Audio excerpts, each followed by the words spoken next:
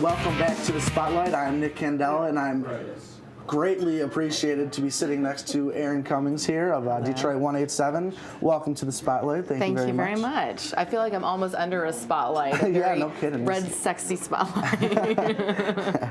Well, tell me a little bit about your role on Detroit 187. Okay, great. So on Detroit 187, I play Dr. Abby Ward, who's the medical examiner on the show. And she's a really feisty, fun medical examiner in that she has a bit of a sardonic wit and a bit of a dry sense of humor. And I get to come in and usually provide a bit of useful information that oftentimes turns the case on its head, leads the detectives in a little bit of a different direction.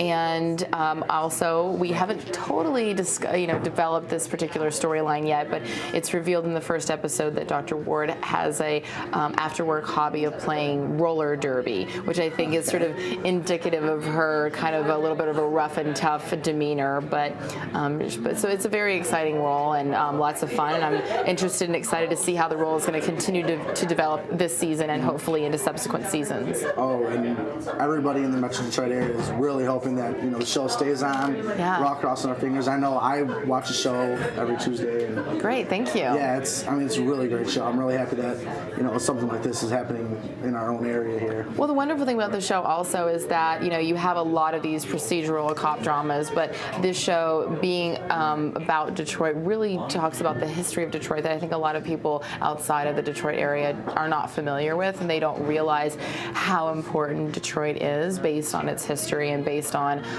just what Detroit has brought to America. Right.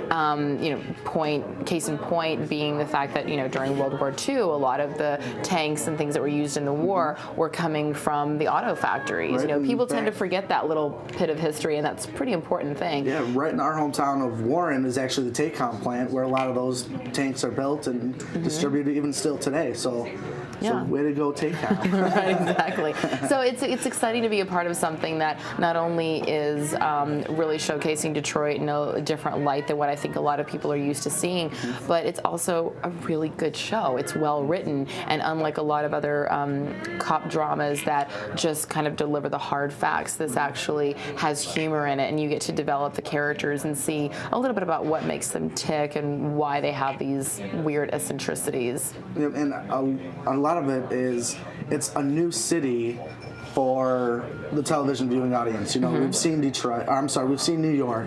We've seen Los LA, Angeles. We've seen Chicago. We've seen Detroit Vegas. Right, exactly. Detroit's really just kind of a new, setting for viewers, and I think it's really going along good. And it's being shot in Detroit. Right. Unlike I know at first it was kind of they were in Georgia and doing something like that. And now it's exclusively shot right here. Right, and also just to clarify for people who may not know, yes, we did shoot the pilot in Atlanta, but the biggest reason for that was when we shot the pilot, Detroit was covered in snow, so we could not logistically shoot here in Detroit without having it look completely because that episode was going to be airing in September, so it had to look seasonal. And if you have snow everywhere, it's not going to be quite as believable that we're in the early fall. That's a great point. Thank you for bringing that up for some of the people who maybe were disgruntled about that at first. Sure, and and that's completely understandable. You have a show that's based in Detroit. You want it to be about showcasing Detroit, and I think that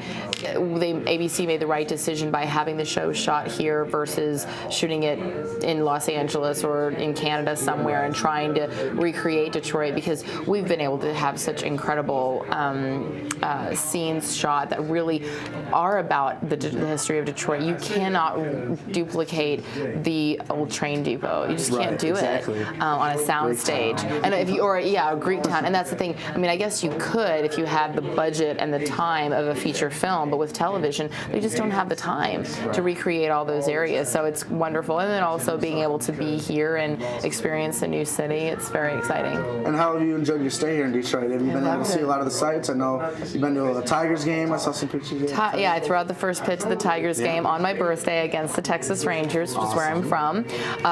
Tigers, Red Wings, Lions, Pistons. games. I've been taking in all the sporting events, which has been really fun, and then also doing a lot of eating. I've been eating my way through Southern Michigan, as I always say, and that's what most of us tend to do, I think. well, it's easy because there's so many great restaurants here, and then just going out and getting to know the people of Detroit and of Michigan, and people seem very excited to show you new things and to bring you to new restaurants. And I went and saw a band play at the Fisher Theater, or not the Fisher, the Fillmore. I'm sorry. And then I was over at the Fisher Theater when Rock of Ages was coming through. Oh, so that's right.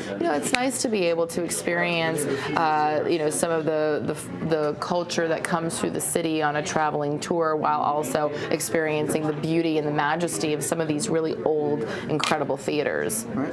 Well, it's the holiday season, and like I had mentioned before, and like you guys saw in our buzz, we've been out hitting some charities. We were bell ringers for the Salvation Army, and I know that you started your own charity program right here in Michigan. Why don't you tell us a little bit about that?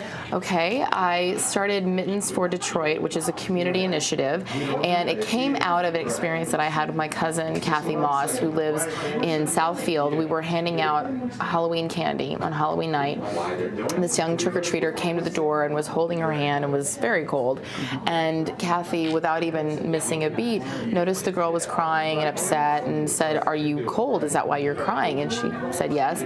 Kathy immediately invited the family into her house to get warm and feel comfortable, and she went to her car and grabbed her spare pair of gloves, put the gloves on the young girl's hand and gave her a hug and wiped her tears away, gave her some candy, and sent this family, now very happy and warm, out into the night to enjoy the rest of their Halloween. And it was such a simple act of kindness and generosity to a stranger that didn't cost a lot of money, and it didn't take a lot of time, and it made me realize that everyone should be able to enjoy the benefit of being generous and giving to another person. It's not only wonderful for the recipient, but it's also wonderful for the donor, and that's true in any capacity of whatever kind of charity or philanthropic activity that you're doing.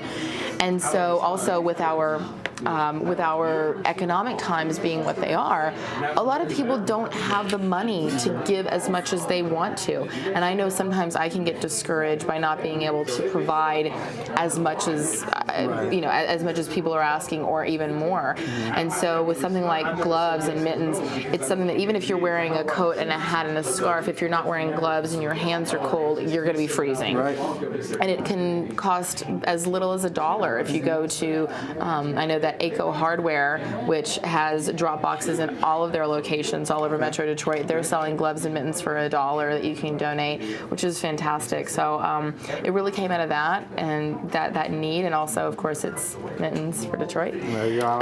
which I learned right away as soon as I moved here. Being from Texas, how is that? No, we have Mittens for Texas. It's a weird thing. You can't really do it for Texas, but for Michigan, you absolutely You always can. know someone's from Michigan when you ask where they're from. They bust up there and say, "Right here." Yes, exactly. So that's also where it came out of, and just really wanting to do something for Detroit. So, and if people want more information about that, they can visit mittensfordetroit.org and find all the Dropbox locations in their area, as well as all the charities that are going to be benefiting from our organization. That sounds awesome. I mean, you hit it right on the nail, especially nowadays with the economic times, how they are, and being winter, this is really crunch time on exactly what you were trying to provide, and that's just wonderful. I appreciate your time Thank you. coming on the spotlight with us. But being originally from out of state and now kind of taking in Detroit and the Metro Detroit area as your hometown, I have a couple questions that let's see if you can answer them like a Detroiter. Okay.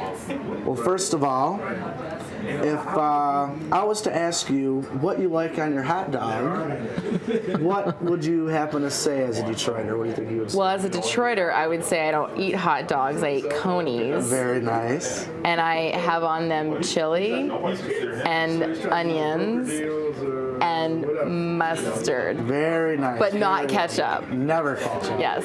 Those are for babies. And let's see, that little train that kind of moves all around Metro. The People Mover. Train, what's that called? Okay, The People very good. Mover. Mm-hmm. And do you know that Iron Fist? Yes, that would be Joe Lewis's fist. Very nice. And the guy up right across the street from that. Sometimes we'll put the Red Wings jersey on in. Any idea what that is near Hart Plaza there? Oh gosh, I don't know his name. I don't know. The Spirit of Detroit. Is what he's Okay, known okay. as. But that was a tough one. I'll let you slide. Okay, thank you. You've already dominated. I was really excited when you said I wouldn't call it a hot dog, I'd call it a coney. That's basically. There you go. I've got my street cred. Thank you. Yeah, exactly. You got your street cred. Thank you. You're officially a Detroiter. I want to thank you for being on the show. I appreciate it. Thank you Once for having again, me. What's the website again for? It's mittensfordetroit.org. Okay. And you can always find that on our Facebook page as well. We'll set up a link. That way you can get right to it.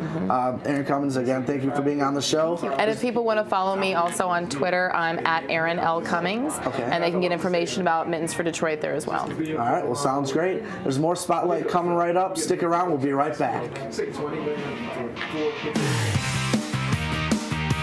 Coming up next, Becca gives us the word. And coming up later, a special holiday musical performance. Stick around. The Spotlight will be right back.